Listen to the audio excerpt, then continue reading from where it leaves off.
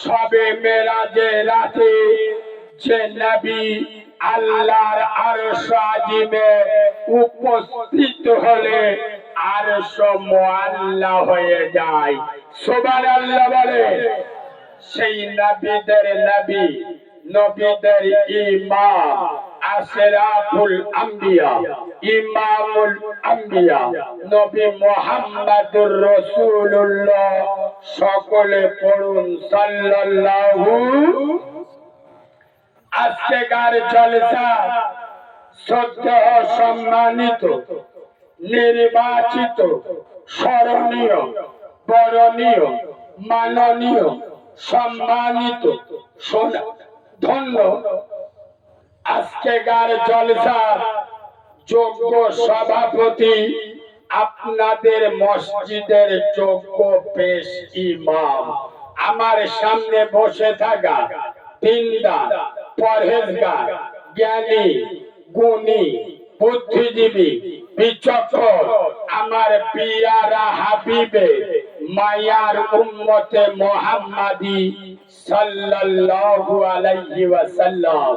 পর্দার অন্তরালে লজ্জাবতী, শীতলবতী, অজ্ঞবতী, সবর কারণী, ধৈর্য ধারণী, ধার্মিকা, আল্লাহওয়ালা, আল্লাহ বেরু, খোদা বেরু আমার সোনামণি মা ও বোনেরা, যতক্ষণ কথা বলবো আল্লাহ যেন বক্তা এবং শ্রোতা উভয়কে আমল করার তৌফিক দান করে।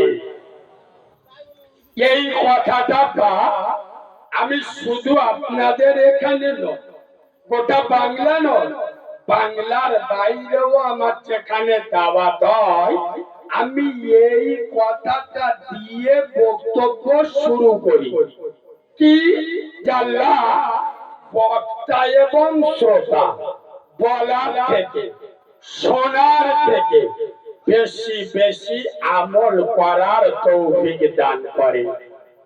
কেন? মুসলমানের বাচ্চারা জানে সব, কথা বলে না, নামাজ না পড়লে গুনাহ হবে, এটা কি আজকের প্রথম শুনছেন? কথা বলে না, প্রথম শুনছেন? তাহলে আগে তো জানেন না, জানেন না বাম্মার উপরে দাদাগিরি দিলে ফেরেশতারা কিয়ামতে টুটি টিপে ধরবে। হ্যাঁ না? লটারি টিকিট কাটা মালগুলো চুপ আছে কি আর আচ্ছা, যদি কেউ বিসমিল্লাহ বলে কাটে, আগে লটারি টিকিট যদি বিসমিল্লাহ বলে কাটে, শুধু হারাম না, ও ডবল হারামি। কথা বুঝতে পেরেছেন? তাহলে এগুলো মদ, সুদ, জেনা, ব্যভিচারী, বন্ধন লোন, গ্রুপ লোন, এগুলো নাজায়েজ হারাম, জানি না জানি না। মোল্লার বাচ্চারা জানে সব সব, মানে মানে এই ভুল বললে মানে না, না মানলে এখানে এসে বলবে এটা বললি বেঈমানি করা না, মানে না তা নয়, এটা বলুন মোল্লার বাচ্চারা জানে সব, মানে ইচ্ছা মতো। প্রমাণ করে দিচ্ছি, শুনে ফজরে আজান হচ্ছে মসজিদে করি, যদি ফজরের নামাজ পড়তে যায়, গ্রামের চারা চারা মেয়েরা কেউ বুঝতে পারবি করিম নামাজ পড়েছে, মেয়েরা অত সকালে ঘুমতে বলে, কথা বলে না, কেউ বুঝতে পারবি। ওই জন্য মাল ফজরের নামাজ পড়ে না। আর শুক্রবার জুমার দিন মসজিদে আজান হোক না, আল্লাহর কি রে বাবা করি পড়বে এমন জামা দেখলি মনে হবে আজরাইলের মামা।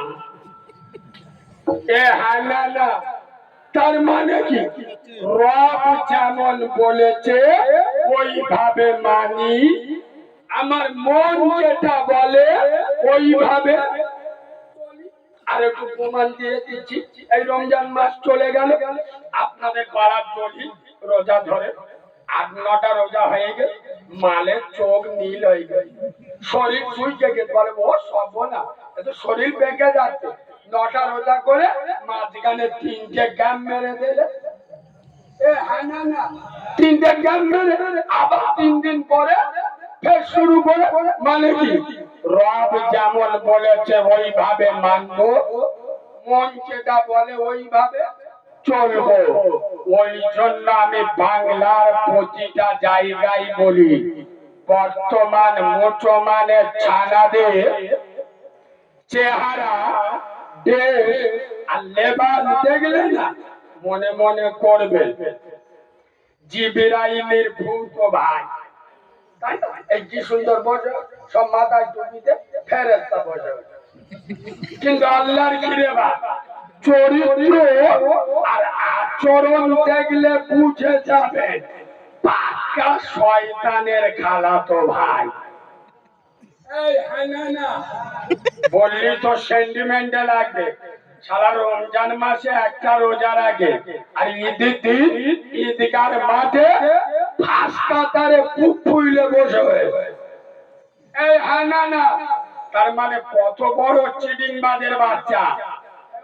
তোমাদের গ্রামে তোমার বোনের বিয়ে হচ্ছে, এখন 300 লোকের দাওয়াত দিয়েছে, আমার দাওয়াত দেননি, আমি বিনা দাওয়াতি বিসমিল্লাহ বলে চালাচ্ছি।